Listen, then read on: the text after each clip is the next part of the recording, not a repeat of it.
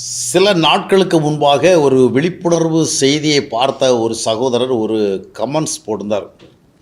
அதில் அவர் என்ன சொல்ல வருகிறார்னா, நீங்கள் திரும்ப திரும்ப நிறைய எதிர்மறையான காரியங்களை பேசிகிட்டு இருக்கிறீங்க, அதெல்லாம் தேவை கிடையாது. நேர்மறையான காரியங்களை மட்டும் சொன்னால் போதும். எதிர்மறையாகவே நிறைய காரியங்களை திரும்ப திரும்ப சொல்கிறீங்களே அப்படின்னு ரொம்ப வருத்தப்பட்டுக்கிட்டார். அது மட்டுமல்ல, இந்த மாதிரி போட்டுட்டு இருந்தால் அதுக்கு ஒரு பெரிய தண்டனையும் வருங்கிற மாதிரி ஒரு எச்சரிக்கையும் கொடுத்துருந்தார். அதனால் நான் அதை கொஞ்சம் உற்று கவனித்தேன், இவர் என்ன சொல்ல வருகிறார் அப்படின்னு. முதலாக நேர்மறைன்னா என்ன, எதிர்மறைன்னா என்ன, அவர் எதை மீன் பண்ணுறாரு? நேர்மறைன்னா என்ன? இயேசு நேசிக்கிறார், இயேசு அற்புதம் செய்கிறார், இயேசு ஆசீர்வதிக்கிறார், இயேசு வழி நடத்துகிறார், இயேசு நித்திய வாழ்வு தருகிறார், இயேசு உன்னுடைய வாழ்விலே பெரிய காரியங்களை செய்கிறார். அந்த மாதிரி இல்லைன்னா சாந்த குணமுடையவனாகிரு, நல்லவனாகிரு, பொறுமையாகிரு, தாழ்மையாகிரு, உண்மையாகிரு, இந்த மாதிரி பாசிட்டிவாக பேசுகிறதா நேர்மறை. சரி, எதிர்மறைன்னா என்ன? சில தவறான போதனைகள் இருக்குது, தவறான உபதேசங்கள் இருக்குது, சில வேத சம்மந்தமாக கொடுக்குற விளக்கங்கள் தவறாக இருக்குது, ஆசீர்வாதத்திற்கு ஊழியக்காரங்க காட்டுகிற வழி தப்பாக இருக்குது, கர்த்தருடைய பெயரில் பொய் சொல்லுகிறாங்க, தப்பிதமான வழிகளில் காணிக்கை கேட்குறாங்க, தவறான ஆவிகளை ஜனங்கள் பெறுவதற்கேற்ற விதமாக செயல்படுறாங்க. இந்த மாதிரி நிறைய விஷயங்கள் இருக்குது. தவறான போதனை, தவறான உபதேசம், இதெல்லாம் எதிர்மறை. இப்போ கேள்வி என்னவென்றால், இயேசு உங்களுக்கு என்னென்ன நன்மை செய்வார் என்று பேசுகிற நேர்மறையானவைகளெல்லாம் பேசிவிட்டு இன்றைய கிறிஸ்தவ உலகத்தில் இருக்கின்ற தவறானவைகளை குறித்து பேச வேண்டிய தேவையில்லையா?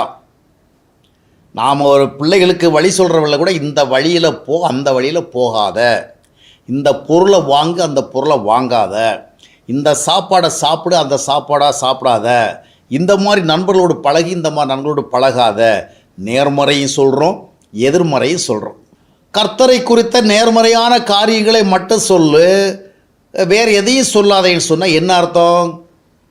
அவரவர்கள் தவறாக போதிக்கட்டும், நீ வாயை மூடிக்கொண்டு சும்மா இரு.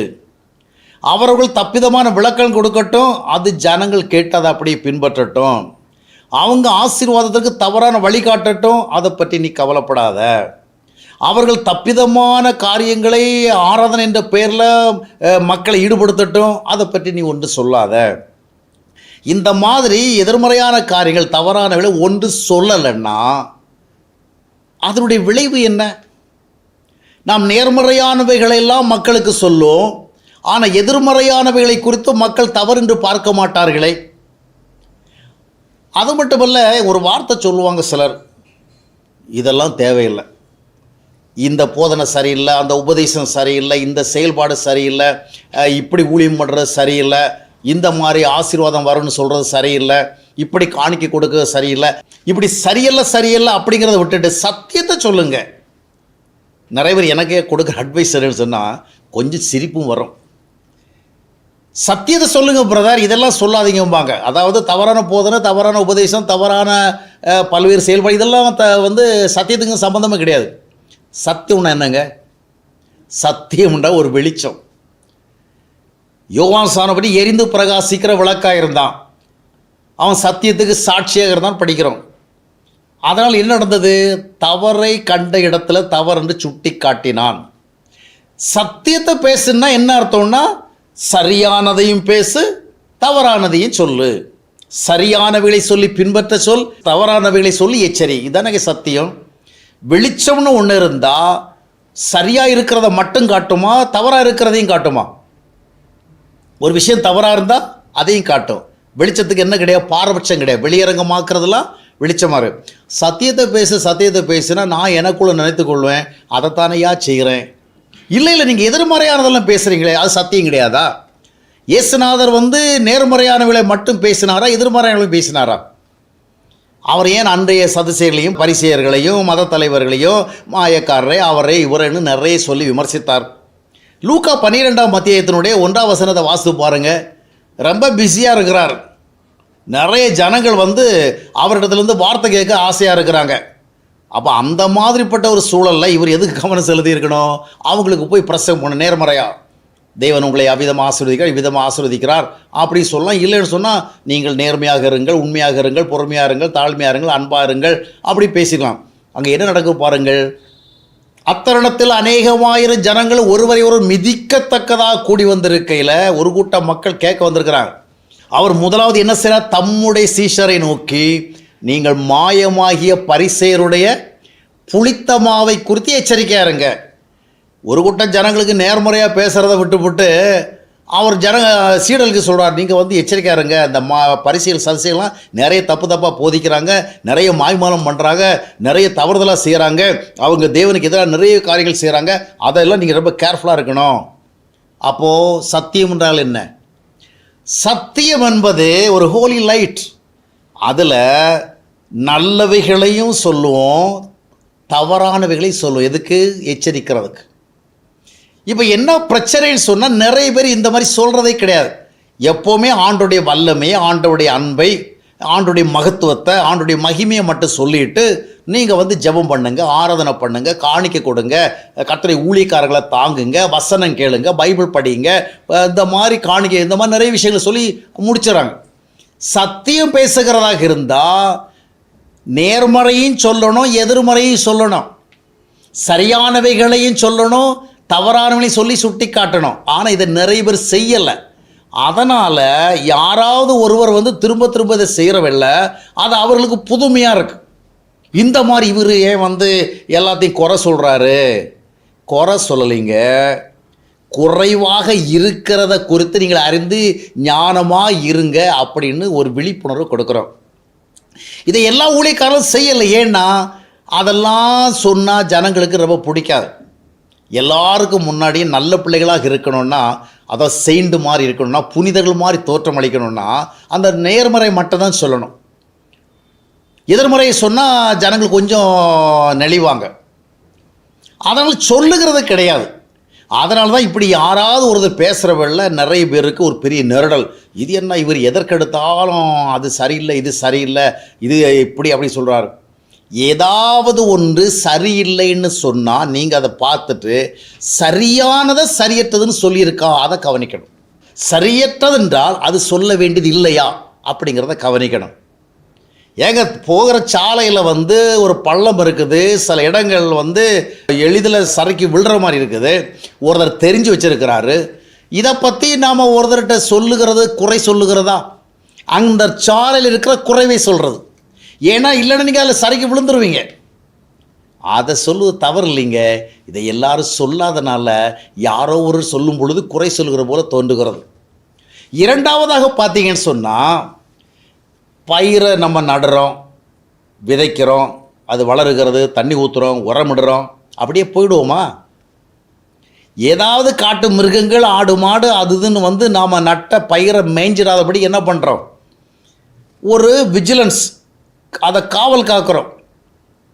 அது மாதிரி அந்த நிலத்தில் வந்து ஆகாத களைகளெல்லாம் முளைத்தெழும்பி இந்த நல்ல பயிர்களை வளர விடாமல் தடுத்துடக்கூடாது அப்படிங்கிற காரியங்களை செய்து எங்கேயா களைகளை இருந்தால் என்ன பண்ணுறோம்?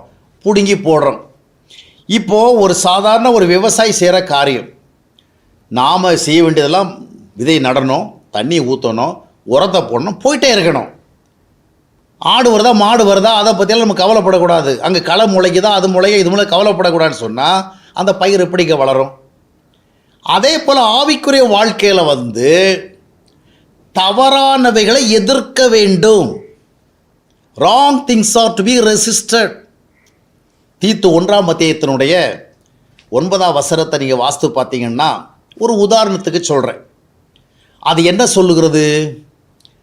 ஆரோக்கியமான உபதேசத்தினால புத்தி சொல்லணும், நேர்மறை, ஸ்ட்ரைட் ஃபார்வர்டாக என்ன பண்ணுறோம்? பாசிட்டிவாக, ஏப்பா இப்படி இப்படி நடக்கணும், இப்படி இப்படி வாழணும், இப்படி இப்படி செய்யணும், இப்படி இப்படி ஒழுங்குகளை பின்பற்றணும், இப்படி இப்படி ஆண்டவர் பயந்துருக்கணும், அந்த மாதிரி நேர்மறையாக சொல்லணும், ஆரோக்கியமான உபதேசம். அடுத்தது என்ன சொல்லி கொடுக்க போகிறேன்? எதிர் பேசுகிறவர்களை, இந்த ஆரோக்கியமான போதனைகளுக்கு உபதேசங்களுக்கு எதிராக யாராவது பேசுனா நீ என்ன செய்யணும்? ஆண்டவர் பார்த்துக்குருவார், அப்படி சும்மா இருக்கணும்னு சொல்லி கொடுக்கல. நீ ஆரோக்கியமானது பேசிட்டப்பா, நேர்மறை, நீ போயிட்டே இரு. அவங்க ஏதாவது ஒன்று பேசுவாங்க, அதை பற்றிலாம் கவலைப்பட, அதுக்கு ஆண்டவர் தனியாக வருவார். இந்த மாதிரி நேர்மறை பேசுறதுக்கு மட்டும்தான் நீ ஊழியன், எதிர்மறை பேசினா அதை ஆண்டவர் பார்த்துக்குவார். ஆனால் அப்போஸ்தலன் பவுல் என்ன சொல்லி கொடுக்குறார்? அதான் எதிர் பேசு, அதாவது இந்த சரியான உபதேசத்துக்கு எதிராக பேசுகிறவங்கள என்ன பண்ணணும்? கண்டனம் பண்ணணும். கண்டனம் பண்ணுறதுக்கு அவன் எப்படி பட்டவனா? He must be very smart, powerful, he must be able. தான் போதிக்கப்பட்டதற்கேற்ற உண்மையான வசனத்தை நன்றாய் பற்றி கொள்ளுகிறவனுமா இருக்க வேண்டும். அப்போ எதிர்க்கணுங்க. மார்ட்டின் லூத்தர் அந்த மாதிரி தான் ஒரு காலகட்டத்தில் கத்தோலிக்க திருச்சபைகளுக்கு மத்தியில் இருந்த தவறான உபதேசங்களை பார்த்து எதிர்த்தார். எதிர்த்ததுனால தான் ப்ராட்டஸ்டன்ட் உருவாச்சு. இன்றைக்கி நம்ம ப்ராட்டஸ்டன்ட் மார்க்கத்துக்குள்ளேருந்து என்ன பண்ணுறோம்னா, எந்த தவறையும் எதிர்க்காத, நேர்மறையை மட்டும் பேசி, என்ன அப்படியே புனிதர்கள் போல தோன்றி, செயின்ஸ் மாதிரி தோன்றி, ஆண்டவர் உங்களை ஆசீர்வதிப்பாராக, ஆண்டவர் உங்களுக்கு நன்மை செய்வாராக, அப்படி மட்டும் பேசிட்டு உண்மையாக வாழுங்கள், நேர்மையாக வாழுங்கள், தாழ்மையாக வாழுங்கள், அன்பாக வாழுங்கள். அதே நேரத்தில் வேறொரு பகுதியில் நிறைய தவறான உபதேசம் வந்திருக்குது, பொய்யான உபதேசம் வந்திருக்குது, தவறான ஆசீர்வாத வழி காட்டுறது வந்திருக்கு, தவறான வாக்குத்தத்த வழிகளெல்லாம் வந்திருக்குது, தவறான ஆராதனைகள் வந்திருக்குது. அதெல்லாம் வருகிற பொழுது நம்ம என்ன பண்ணணும்? சும்மா இருக்கணும். தவறானவைகளை எதிர்க்கிறவன் தான் ஊழியக்காரன். ஆனால் அதனால் அவனுக்கு நிறைய எதிர்ப்பு வரும். அவனுடைய நிழல் கூட அவனுக்கு ஆதரவு வர்றது கடினமாக போயிடும். சரியானது இதுதான், தவறான இதனை சுட்டி காட்டுகிற பொழுது அவன் தன்னுடைய கடைசி நண்பனை இழக்கிறதுக்கு ஆயத்தமாகிற அளவுக்கு அவன் அதற்குரிய தன்மை உள்ளவனாக இருக்கணும். காம்ப்ரமைஸ் பண்ணி அவங்களுக்கு இது பிடிக்காது, இவங்களுக்கு இது பிடிக்காது, நம்ம இதை மட்டும் பேசுவோன்னு போனால் பிரச்சனை இருக்காது. உண்மையான ஊழியக்காரர்கள் எதிர்ப்பார்கள், நேர்மறையை மட்டும் பேசிட்டு போயிட்டுருக்க மாட்டாங்க.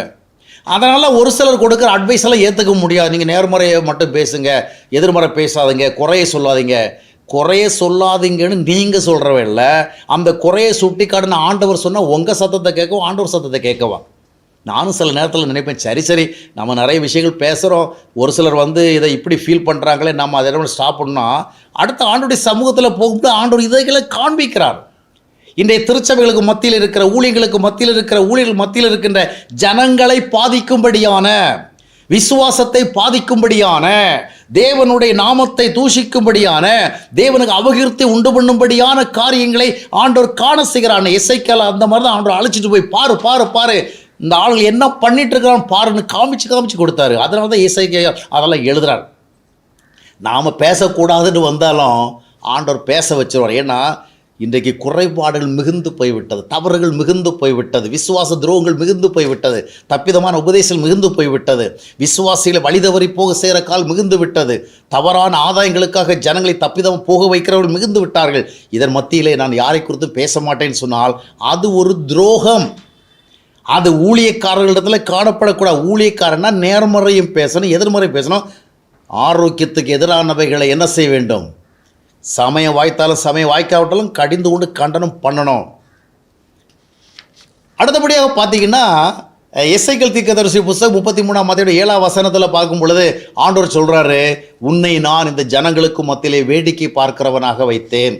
நீ நடக்கிறது எல்லாத்தையும் என்ன பண்ணு, நல்லா பார்த்து வேடிக்கை பாரு. அப்படி இல்லை, என்ன சொல்லுவார்? மனுபுத்திரனே, நான் உன்னை இஸ்ரவேல் வம்சத்தாருக்கு காவல்காரன், வாட்ச்மேன், உன்னிப்பா நீ கவனிக்கணும். எது தவறாக நடக்கிறது, தப்பிதமாக நடக்கிறது, அதை பார்த்து ஜனங்களை எச்சரிக்கணும்.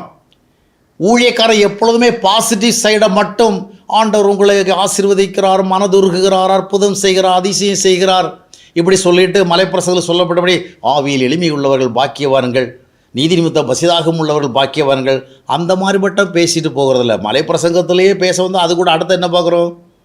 நீதி நிமித்தம் பசிதாகம். அப்போது நீதி நிமித்தம் பசிதாகம் உள்ளவன் உண்மையை ஃப்ராங்காக என்ன செய்யணும்? சொல்லணும். அப்போது இதெல்லாம் பார்க்கும் பொழுது ஊழியக்காரன் எச்சரிக்கணும். உங்களுக்கு ஆத்தும கரிசனை இருந்தால், சும்மா ஜனங்கள் எல்லாரும் ஆண்டவரை ஏற்றுக்கொள்கிற அந்த ஒரே ஒரு ஆத்தும கரிசனை இருக்கக்கூடாது. தொடர்ந்து அவர்கள் பிசாசினால் வஞ்சிக்கப்படாதபடிக்கு, தவறான உபதேசனால் வஞ்சிக்கப்படாதபடி, கள்ள போதலால் வஞ்சிக்கப்படாதபடி, கள்ள அப்போஸ்தலரால் வஞ்சிக்கப்படாதபடிக்கு, கள்ள உபதேசனால் வஞ்சிக்கப்படாதபடிக்கு நாம் அவர்கள் மேலே ஒரு சோல் பேர்டன் வச்சிருக்கணும். எது தவறானது, எது சத்தியம் அல்லாது என்று ஒருவர் அறியும் போது அதை குறித்த விசுவாசிகளை எச்சரிக்க வேண்டிய தேவனுடைய ஊழியக்காரனுடைய கடமை. எனவே இந்த 3 காரியங்களையும் புரிந்து கொள்ள வேண்டும். சத்தியம் என்றால் நேர்மறையானவைகளையும் சொல்ல வேண்டும், எதிர்மறையானவை சொல்ல வேண்டும். அதுதான் வெளிச்சத்தின் வேலை. இரண்டாவதாக தவறானவைகளை எதிர்க்க வேண்டும். அதுதான் ஊழியக்காரனுடைய முக்கியமான ஒரு ஆவிக்குரிய தன்மை, தகுதி. மூன்றாவதாக ஜனங்களுக்கு உரிய விதமாக எச்சரிப்பு கொடுக்கணும். ஆட்டுத்தோலை போர்த்தி கொண்டு ஓநாய்கள் வருகின்ற பொழுது ஆண்டவர் பார்த்து கொள்வார் என்று இருப்பதல்ல. ஆண்டவர் தான் அதை பார்த்து கொள்ள உன்னை வேலைக்கு வச்சிருக்கிறாரு. நீ காவற்காரனாக இருக்கிற, நீ சொல்லணும் கள்ள தீர்க்கதரிசியுடைய அடையாளத்தோடு வருகிறார்கள், அவளை அடையாளம் கண்டுகொள்ள என்று எச்சரிக்கணும். எனவே உண்மையை உண்மை என்று சொல்லுகிற, நேர்மறை எதிர்மறை இரண்டையும் பேசுகிற, எதிர்த்து நிற்கிற, எச்சரிக்கிற தன்மைகள் உடையவன்தான் உண்மையான ஊழியக்காரன். அந்த உண்மையை விட்டு அந்த ஊழியக்காரன் ஒருபோதும் பின்வாங்கக்கூடாது.